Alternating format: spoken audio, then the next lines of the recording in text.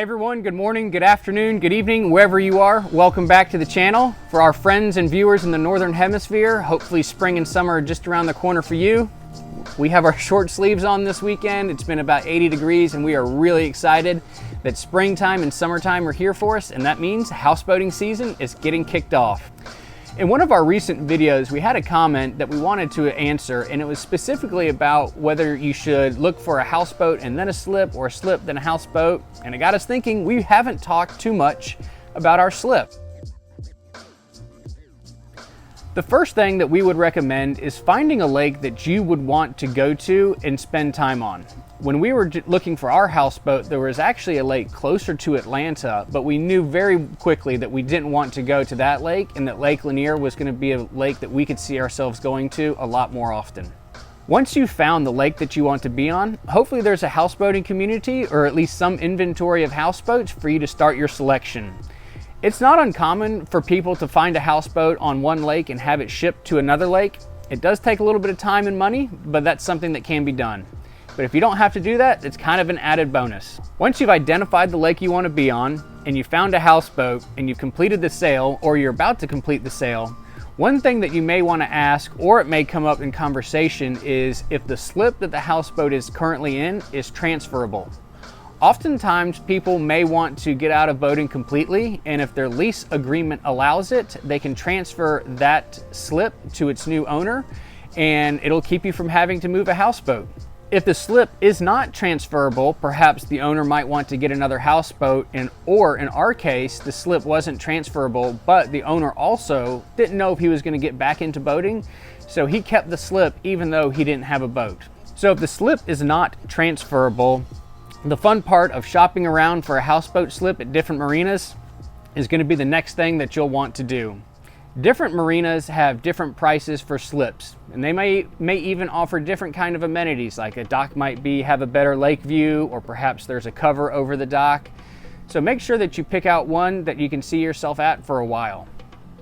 One tip that I would recommend that is try and find a slip that is as long as or as close to as long as your boat. It can be pretty tricky trying to dock a 70-foot boat in a 40-foot slip.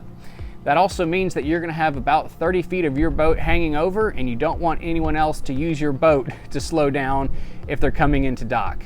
It's a lot easier to bump into the dock and ask for forgiveness there than it is to bump into someone else's boat. Talking about some of the amenities, our neighbors who were next to us actually moved about 10 slips down from us. They wanted to have a slip that was covered so it would be a little bit cooler on hot summer days, and they could be outside when it was raining. There was actually a 2-year wait list, and so they finally got to the top of the wait list and moved a few slips down from us. So just because you don't get exactly what you want now, make sure that the marina does have the amenities that you would want longer term. So on our lake here on Lake Lanier, we were very fortunate that Lake Lanier is only about an hour's drive from Atlanta. We knew it was the lake that we wanted to be on, and there's a lot of houseboat inventory here on the lake. And we went through Houseboats on Lanier as a broker to help us find the boat that was right for us. They were incredibly helpful, and I can't say enough great things about them.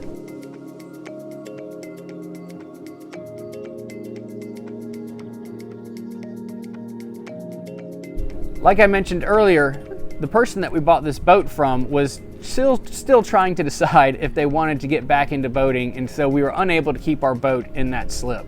The place that we bought the houseboat is at the south end of the lake, and it gets really busy because the south end of the lake is closer to Atlanta, so there's just a lot more boat traffic there. We knew we wanted to get away from that, so we picked a marina that was towards the middle of the lake.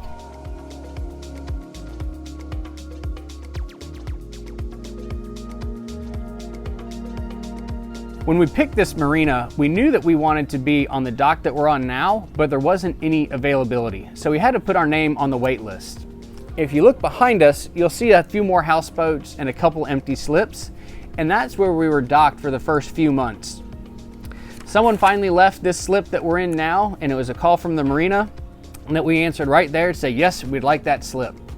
We've been here ever since, and I really don't see us moving. I will say the nice thing about renting a slip is that if you don't like the marina or you don't like where you're at, if you're not locked into a very long-term or multi-year lease, it's very easy just to pick up and try out something new. Like I said, our dock neighbors here moved down so that they could be under a covered slip, and our new neighbor is actually up here from a different marina, just like I mentioned earlier, to get a change of scenery. I don't have much experience or knowledge about owning a slip outright. Everything on this lake and all the experience I've had is with leasing. So a question back to you is there anyone that's watching this that actually owns their slip? And if so, how does that work? Does it increase or decrease in value like real estate might, or is it kind of a fixed price?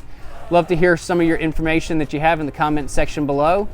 Hopefully everyone's having a great day.